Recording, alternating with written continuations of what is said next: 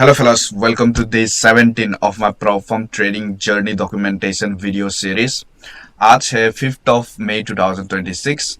So yesterday was 4th of May और 4th of May में मैंने क्या ट्रेड्स किया था, उनका पीछे लॉजिक किया था, उसको बताऊंगा। कौन सा प्रॉप फर्म अकाउंट्स में मैंने ट्रेड लिया था और कल मेरा 2 अकाउंट्स ब्लो हो गया था। क्यों ब्लो हुआ था, ट्रेड का पीछे लॉजिक क्या था, कितना लॉस हुआ, सभी डिटेल में बताएंगे। So let's go to the charts. So first trade was placed in US 100 और नैस्डैक। सो यहाँ पे मेरा पहला ट्रेड था। So this is the chart, 5 minute chart of US 100। यहाँ पे आपको यूएसए टेक दिख रहा होगा, but that is US 100 and US 100 is almost equivalent to Nasdaq. So यहाँ पे मैंने अपना पहला ट्रेड प्लेस किया 5 मिनट टाइम फ्रेम में, एक buy position. So what was the logic behind this trade? So ये था वो trade. So entry time was 3:47 a.m. So 3:47 a.m. will be around in this candle, this 5 minute candle. So यहाँ पे मैंने एक buy position बनाया। Logic यही था कि ये जो 5 minute break of structure towards upside create किया, वो एटलीस्ट इस हाई को निकालेगा।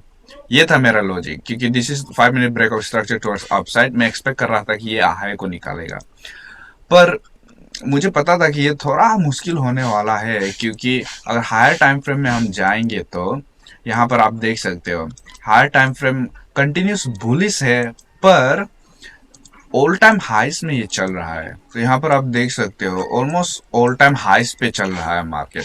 तो जब ये ऑल टाइम हाइस में चल रहा है, और यूजुअली लंदन सेशन में breakout usually market London session में कम करता है।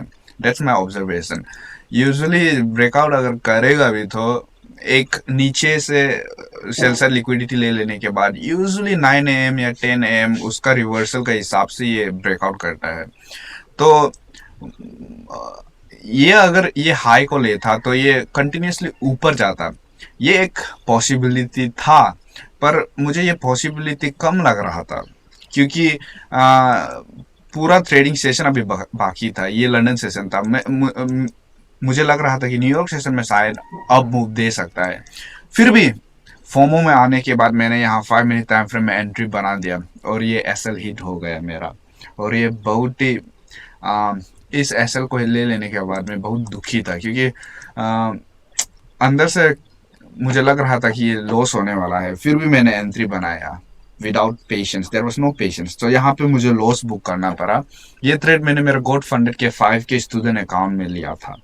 इस ट्रेड में लॉस होने के बाद ऑलमोस्ट $93 ऐसा कुछ मेरा लॉस हो गया था। और मैंने मिस्टेक क्या किया, उसी अकाउंट में मैंने दोबारा एक ट्रेड लिया। वो ट्रेड यूरो यूएसडी में था, and the logic of that trade, this was that trade. यहाँ पे भी मैंने 1:1 के लिए जा रहा था। सो यहाँ पे भी ऑलमोस्ट सेम ही लॉजिक था। ये 5 मिनट ब्रेक ऑफ स्ट्रक्चर, यहाँ देखिए ये जो स्विंग हाई है, इसको जब ये 5 मिनट टाइम फ्रेम में ब्रेक कर दिया टुवर्ड्स अपसाइड, मैं सोचा कि ऑलमोस्ट एटलीस्ट 1:1 के लिए ये जाएगा। ये एक बुलिश कैंडल 5 मिनट AM में एक बड़ा सुंदर सा 5 मिनट बुलिश कैंडल बनाया। तो यहाँ पे मैं यही कहीं पे बीच में मेरा एंट्री हो गया था। तो 1:1 के लिए टारगेट कर रहा था। फिर से ये मेरा आइडिया को इनवैलिडेट करके लॉस में मुझे इसमें क्लोज करना पड़ा। ऐसे ऑलमोस्ट यही कहीं में था, तो लॉस में इसे भी क्लोज करना पड़ा। तो मेरा 2 लॉस एक ही अकाउंट में हो गया था, और इसमें मुझे $114 ऐसा कुछ लॉस हुआ। तो टोटल मिलाने के बाद $200 का ऊपर चला गया था, और वो ऑलमोस्ट $200 वॉज मोर देन 4%। और इनका डेली ड्रॉडाउन लिमिट जो 4% में सेट था, तो इट वॉज मोर देन 4%। मुझे पता नहीं था, कल अकाउंट ब्लो होने के बाद मुझे पता चला कि डेली ड्रॉडाउन लिमिट 4% है।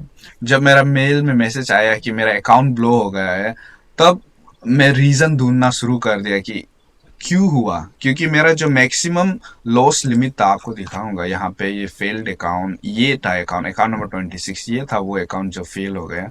तो यहाँ पर आप देख सकते हो मैक्सिमम ड्रॉडाउन लेवल ये $377 बाकी है, पर ये डेली ड्रॉडाउन लेवल को इसने ब्रीच कर दिया। तो मेरे पास $377 बाकी था, पर इस रूल को ध्यान नहीं देने के कारण ये अकाउंट हो गया ब्रीच। और सेम रीजन के कारण जो मेरा दूसरा अकाउंट था, परसों मैंने जो खरीदा था, कल जिन अकाउंट्स में मैंने प्रॉफिट किया था, ये अकाउंट नंबर 27, ये भी ब्लो हो गया। तो यहाँ पर भी आप देख सकते हो मेरे पास की ना $476 बाकी है। आपको $500 मिलता है खेलने के लिए, तो $476 सिर्फ $30 ड्रॉडाउन में था। ऑलमोस्ट 34 ड्रॉडाउन में था। फिर भी मेरा अकाउंट ब्रीच हो गया क्योंकि मैंने डेली ड्रॉडाउन लेवल का जो रूल है उससे ध्यान नहीं दिया। तो यही कारण है, क्योंकि आप देख सकते हो कितना बड़ा लॉस है ये मेरे लिए। तो यहाँ पे भी मेरा ट्रेड एक ही ट्रेड था शायद, ये थ्रेड था। इसमें लॉस बुक कर लेने के बाद अभी भी मेरा बायस अप ही था। मैंने फिर से एक बाय पोजीशन यहाँ क्रिएट किया था, क्योंकि मैं इनवैलिडेशन इस इस लॉजिक का इनवैलिडेशन तभी होगा जब ये स्विंग लो को मार्केट निकाल लेगा। देख सकते हो जब स्विंग लो को निकाल लिया तो कंटिन्यू नीचे चला गया। तो ये था मेरा लॉजिक। इसलिए जब मार्केट यहाँ रिट्रेस किया, मैंने फिर से एक बाय पोजीशन बनाया और एसएल ऑलमोस्ट इसके आसपास था, एसएल थोड़ा दूर था। यहाँ पे भी मेरा लॉस बुक हुआ और इसी लॉस के कारण फिर से मेरा जो आपको मैंने अभी दिखाया ये जो दूसरा अकाउंट है ये भी ब्लो हो गया। इसमें क्यों ब्लो हुआ? क्योंकि इसमें भी $200 से ज़्यादा मेरा लॉस हो गया था। तो next time I will be careful about not losing 4% in a single trade. तो यहाँ पे लॉस हो गया, तो 2 अकाउंट्स ब्लो जहाँ पे मेरा इक्विटी अभी भी ज़्यादा था, तो दैट्स ए लॉस। और उसके बाद मेरा लर्निंग सेशन यहाँ हो गया ख़त्म। तो फिर चलते हैं न्यूयॉर्क सेशन में। न्यूयॉर्क सेशन में आने के बाद मेरा जो पहला ट्रेड था 9:30 AM ओपन के आसपास था। ये मैंने मेरे फंडिंग पिप्स के 5K स्टूडेंट अकाउंट में लिया था।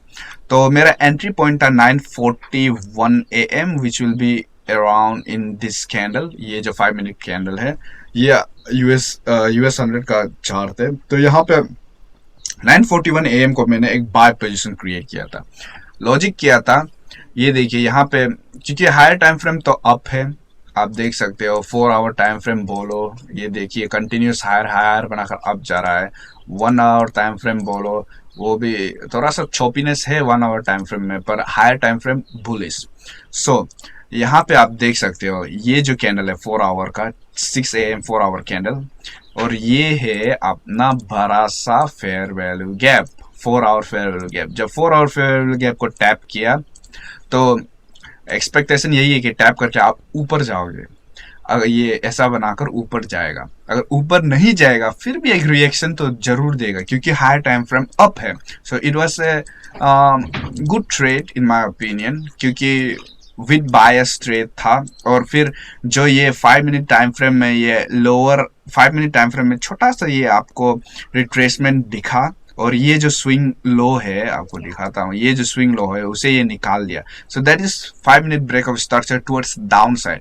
और जब ये इनवैलिडेट हो रहा था, यहाँ पर आप देख सकते हो कि मार्केट ऊपर जाने की कोशिश कर रहा है, तब मैंने एंट्री बनाया 1:1 के लिए। पर 1:1 के लिए मैंने होल्ड नहीं किया। यहाँ पे जो कंसोलिडेशन हो रहा था 1 मिनट टाइम फ्रेम में अगर चलेंगे तो यहाँ पे मैसिव कंसोलिडेशन हो रहा था। इसी कंसोलिडेशन में मेरा जो एक्सिट पॉइंट था दैट वाज अराउंड यही कहीं में था लगता है, ये कहीं में 10-11 10-10 ऐसा में कुछ था। यहाँ पर आप देख सकते हो कंटिन्यूस कंसोलिडेशन हो रहा था और मैं 1:1 को इतना देर तक होल्ड करने का उतना वो नहीं था, मेरे पास पेशेंस नहीं था, इसलिए इसे 1:1 पे मैंने बुक नहीं किया। पर एक छोटा प्रॉफिट पे बुक किया, नेगेटिव RR 1:0.5 ऐसा कुछ, $50 ऐसा कुछ मेरा प्रॉफिट हुआ था, यहाँ पे निकाल दिया। उसके बाद मैंने सोचा कि अभी ट्रेड नहीं करेंगे आज के लिए क्योंकि काफ़ी ट्रेड्स हो गए थे।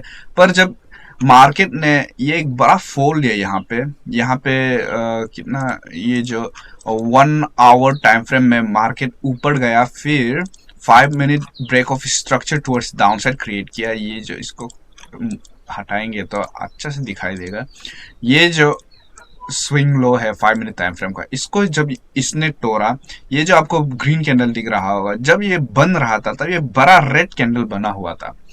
तो मुझे लगा कि अभी मार्केट फॉल हो सकता है, और मैंने मेरा एंट्री कहाँ था, फोमो में आने के बाद मैंने एंट्री यही कहीं बना दिया था, ये जो बड़ा सा रेड कैंडल बन रहा था उस समय को। अभी देखने से इन हाइंडसाइट इतना बड़ा दिख नहीं रहा है, पर ये कंटिन्यूसली फॉल हो रहा था, तब मूव को मिस करना नहीं चाहता था, इसलिए यहाँ कहीं मेरा एंट्री पॉइंट था, बहुत नीचे था, इसलिए 1:1 भी बहुत बहुत दूर था।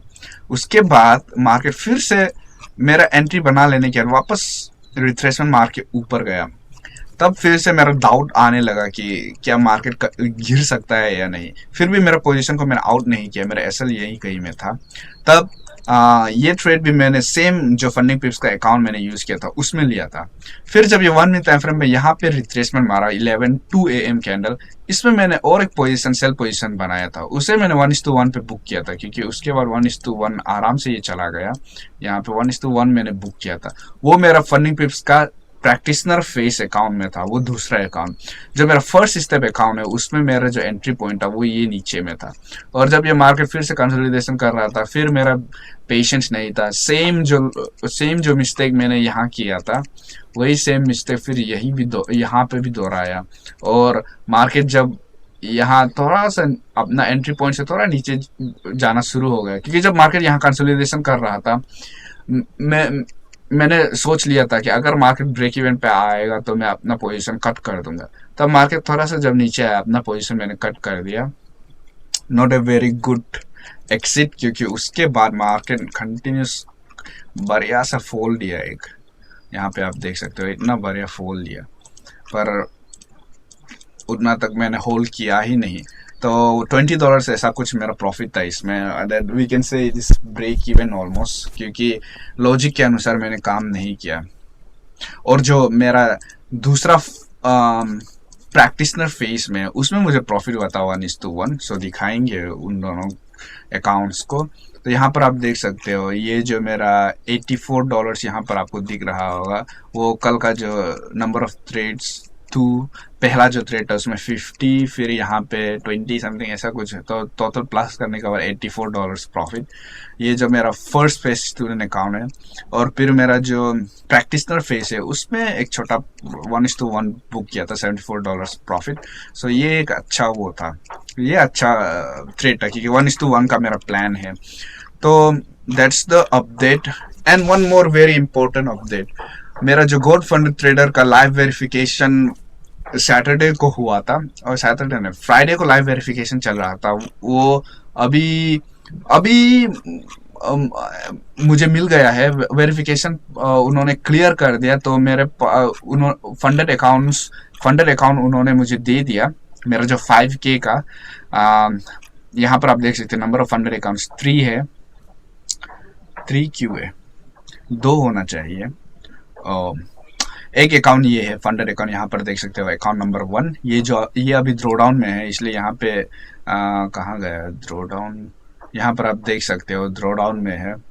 $199 से खेल सकता हूँ अभी मैं। और फिर जो अकाउंट नंबर अभी जो मुझे मिला वो अकाउंट कहाँ है,